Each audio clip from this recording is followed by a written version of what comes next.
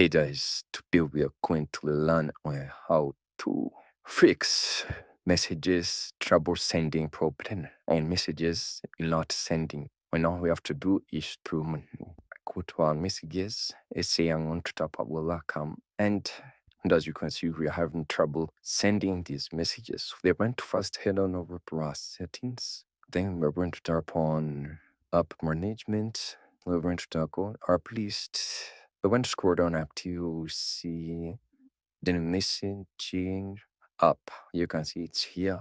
First thing that we go is to tap on storing check cache. We'll tap on clear cache and then go back and then tap on permissions. Here on permissions, we are going to tap on the location.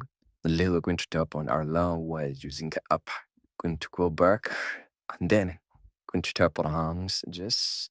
We are going to tap on copy.